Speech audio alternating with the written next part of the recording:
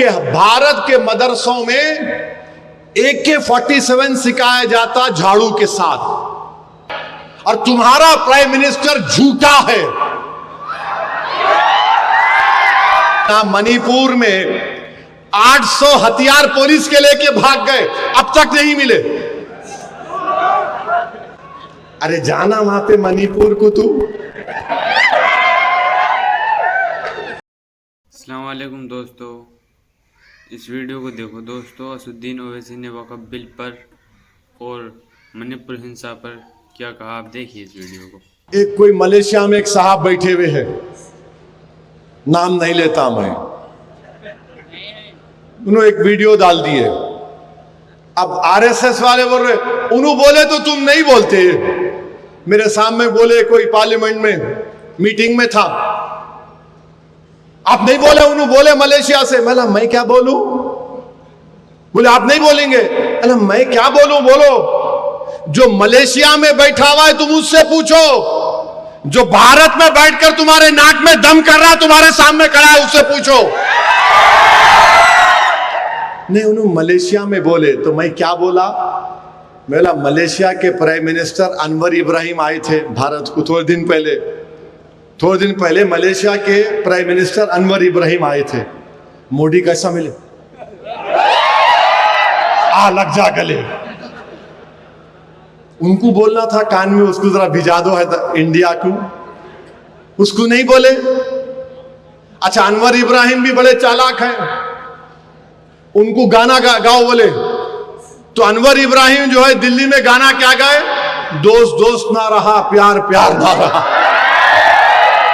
मैं बोला ओफो, कहीं पे निगाहें कहीं पे निशाना अनवर इब्राहिम। एक जालिम महाराष्ट्र में रसूलुल्लाह सल्लल्लाहु अलैहि वसल्लम में गुस्ताखी करने की कोशिश करा, कभी नहीं बोला गुस्ताखी किया, गुस्ताखी करने की कोशिश करा। अगर कोई वो दीवाना आसमान को देख के थूका तो थूक भी किस पे गिरता? कोशिश किया तो हाजी शहजाद अली जो है 20,000 स्क्वायर फीट का अपना नया घर बनाए, एहतजाज किए उस मलून के खिलाफ। अच्छा, जो रसूलुल्लाह सल्लल्लाहु अलैहि वसल्लम की शान में गुस्ताखी करता, उसको कुरान क्या बोला मालूम आपको?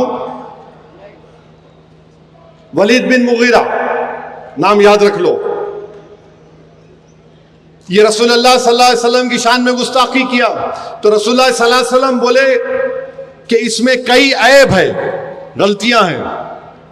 उसको बुला के बोले तेरे में ये ऐब है, तेरे में ये ऐब है, मानते गया। बाद में अल्लाह के रसूल सल्लल्लाहु अलैहि वसल्लम बोले तू अपने बाप की औलाद नहीं है, तू अपने, नहीं कुरान में है ये, पूछो अब, तुम अपने बाप की औलाद नहीं है।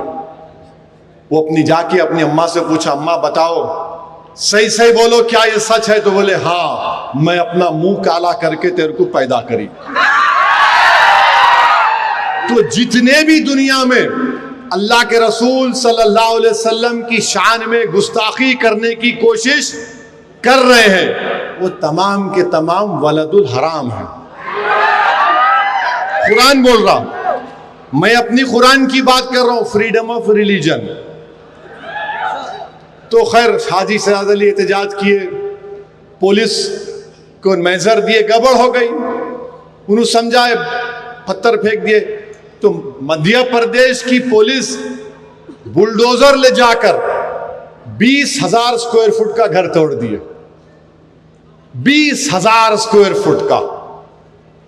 हाजी शहजाद अली ने बयान दिया कि मैं अल्लाह के रसूल सल्लल्लाहु अलैहि वसल्लम की अजमत के लिए एहतजाज किया।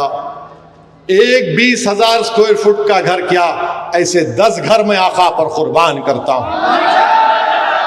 मगर मेरे भाई हाजी शहजाद अली का नुकसान हो गया। नए घर में सामान रख रहे थे, बीजेपी की जालिम हुकूमत ने घर को तोड़ दिया। मोदी के बुलडोजरों ने मुसलमानों के घरों को निस्तो नाबूद कर दिया। मोदी के बुलडोजरों ने मुसलमानों के घरों को चुन चुन कर, एक महल्ले में 20 घर है तो एक मध्य प्रदेश का डीएम बोल रहा है कि सिर्फ मुसलमानों के घर को तोड़ूंगा। सिर्फ मुसलमानों के घरों को तोड़ दिया जा रहा है, और फिर कोई एक महाराष्ट्र में बोल रहा है कि मस्जिद में घुस के मारूंगा।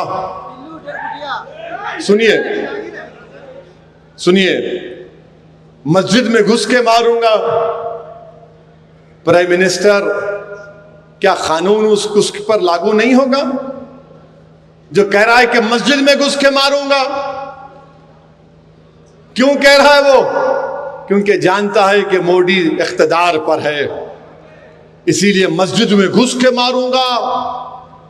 मेरे भाई, इस मुल्क में मुसलमानों के खिलाफ जो नफरत के मजाहरे किए जा रहे हैं, मैं बार बार कह रहा हूं, ये वही तारीख को दोहराई जा रही है जो हिटलर के जमाने में होती थी। हिटलर के जमाने में हिटलर यहूदियों पर ऐसा ही जुल्म करता था। इनके घर को तोड़ दो, इनके कारोबार को तोड़ दो, इनको मुल्क का दुश्मन करार दो, इनके खिलाफ पिक्चरें बनाओ। अब तो जजेस भी बोलना शुरू कर दिए, लॉर्डशिप भी बोलना शुरू कर दिए। मेरे भाई, जागो, मुत्तहिद हो जाओ। ये नफरत जो मुसलमानों के खिलाफ पैदा कर दी गई है, अब कोई बोलने के लिए तैयार नहीं है।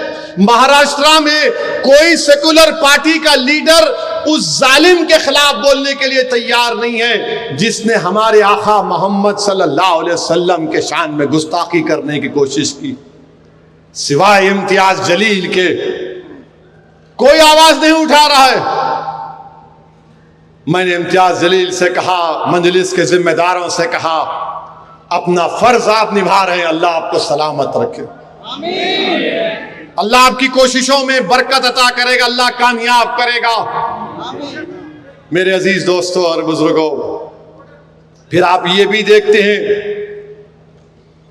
कि लोग हमारे मुल्क में एक कानून बना रहे हैं, कोशिश कर रहे हैं कि वक्फ की जायदाद हमसे छीन ली जाए।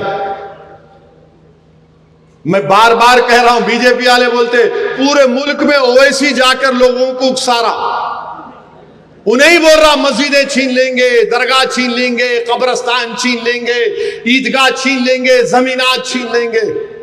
बीजेपी वालों, तुम मेरी सच्चाई का सामना नहीं कर सकते। मैं जानता हूं तुम्हारी हरकतें क्या हैं। ये जो कह रहा हूं भारत के मुसलमानों से कह रहा हूं, याद रखो, हमने एक बाबरी मस्जिद को खोया, और क्यों खोया बता रहा हूं आज तुमको। ये जो कानून मोदी लाए हैं, बिल लाए हैं, कानून नहीं बना अभी, इसमें वक्फ बाय यूजर है, यानी आप किसी चीज को इस्तेमाल करते हैं तो उससे उसके इस्तेमाल पर वो वक्फ हो जाती है। मिसाल के तौर पर एक कब्रस्तान है, तदफीन हो रही, वक्फ की हो जाती बरसों से। मस्जिद है, जिस अंग्रेजी का वर्ड है टाइम इमेमोरियल से आप नमाज पढ़ रहे हैं, वक्फ बाय यूजर है। ईदगाह है,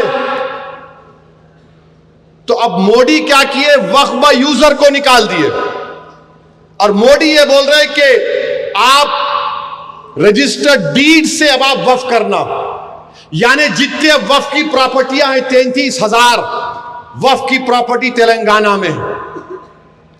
तो मोदी ये बोल रहे हैं कि अब ये कानून जब खुदा ना खास्ता बन गया तो ये 33,000 वक्फ की प्रॉपर्टीज जो तेलंगाना में है, इसमें 90% के पास डीड नहीं है, रजिस्टर्ड डीड नहीं है, तो वो क्या होंगे, वक्फ नहीं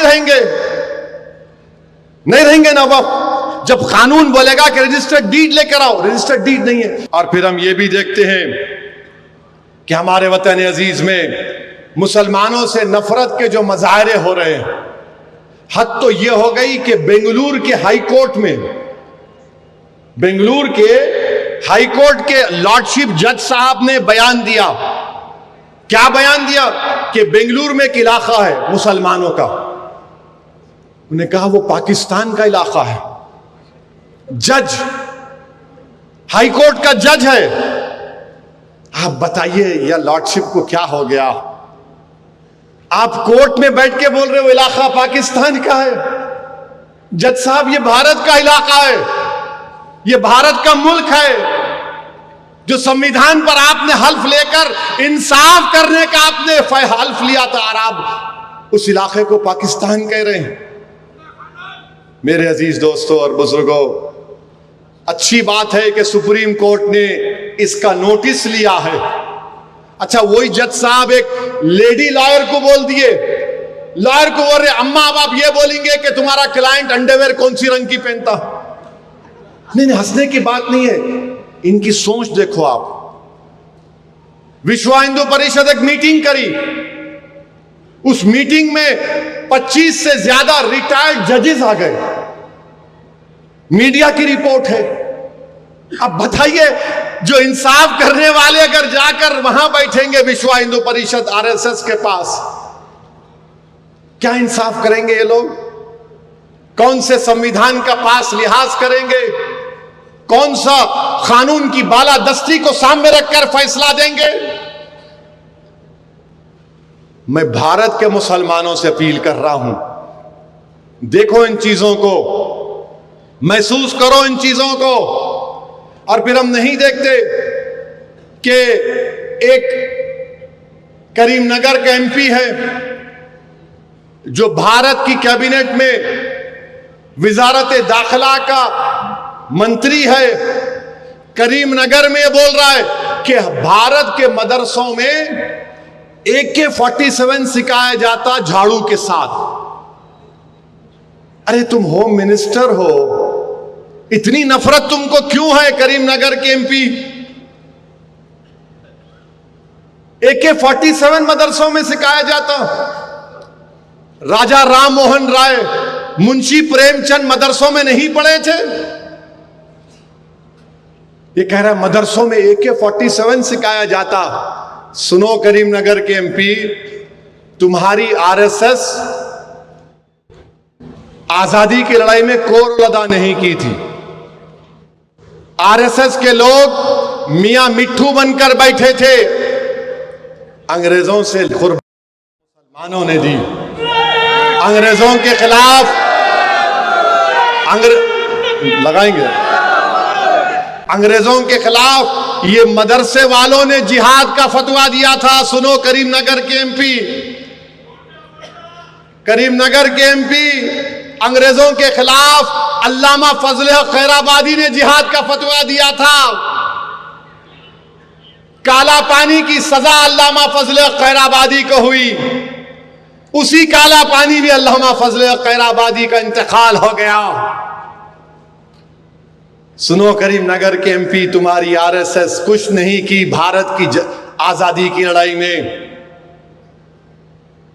मुरादाबाद के वाली में दीन हजरत काफी जब फांसी के फंदे पर जा रहे थे तो मुस्कुरा रहे थे, नाते शरीफ पढ़ रहे थे। तुम नहीं जानते हमारी तारीख को करीमनगर के एमपी। तुमको इस्लामोफोबिया की एक बीमारी है, मुसलमानों से नफरत करना तुम्हारी फितरत है, और तुम्हारा प्राइम मिनिस्टर झूठा है।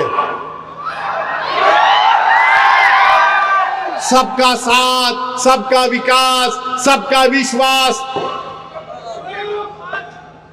और ये करीमनगर का इनका कैबिनेट का मंत्री AK-47 सिखाया जाता कहते। अरे तू कह का होम मिनिस्टर है, उस मदरसे में AK-47 निकाला तू? कौन से मदरसे में AK-47 है? हमारे मदरसों में मुड़ी, हमारे मदरसों में बच्चों को जबान से नरम गुफ्तगू करना सिखाया जाता। हमारे मदरसों में बच्चों को अल्लाह का खौफ पैदा किया जाता और मोहम्मद सल्लल्लाहु अलैहि वसल्लम पर मर मिटने का जज्बा सिखाया जाता है। ये हमारे मदरसे, इनवा के बोले AK-47। अच्छा, AK-47 आप होम मिनिस्टर है ना, मणिपुर में 800 हथियार पुलिस के लेके भाग गए, अब तक नहीं मिले। अरे जाना वहां पे मणिपुर को तू,